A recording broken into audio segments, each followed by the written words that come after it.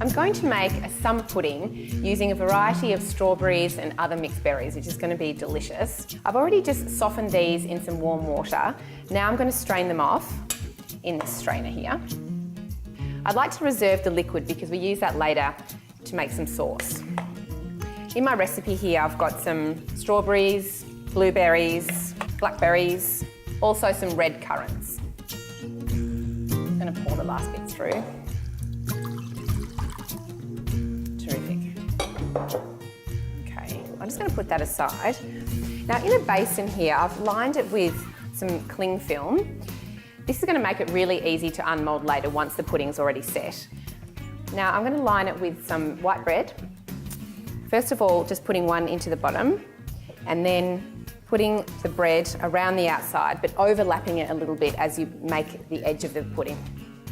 It's important not to have any gaps at all, otherwise when you unmould the pudding, you'll see little holes and the sauce and the fruit will leak out.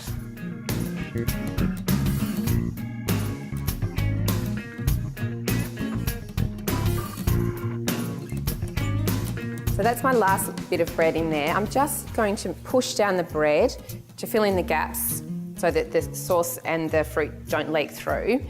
This is just ordinary white bread, but once I've got all my fruit and juice ladled in there, it's going to taste delicious. So now it's time to add the fruit. So just spooning the fruit in and pressing it down a little bit as you go. This is my final one. Perfect. All right, I'm just going to squeeze it down a little bit, but ultimately we were going to weight the top of the pudding and then put it in the fridge. This will help to compress the fruit through into the bread. It's going to look delicious. And finally finishing with a bread lid. Okay, just pressing that in too. You can break it up if you need to, just to get the right shape. One more little bit just here to finish. Now I'll bring up the sides of the cling film to seal off the pudding. Then I'm going to use a saucer kind of as a lid so that I can press a weight down on top. So first the saucer. So I'm going to use this bowl as a weight. I'll fill it with water and press the whole pudding in the fridge overnight. My summer pudding's been in the fridge overnight, so now it's time to unmould it. Take off the weight and the saucer that I've got there too. Now the pudding basin's been lined with cling film, so I'm just going to unwrap that and I can see that it's been nicely pressed.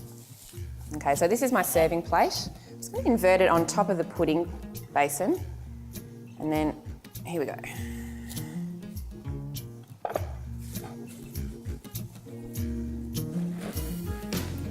Beautiful.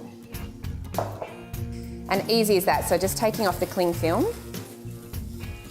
Now you can see that some of the juices of the berries have come through. Don't worry if there's some bread showing because I can pour this juice over the top and it's going to look amazing.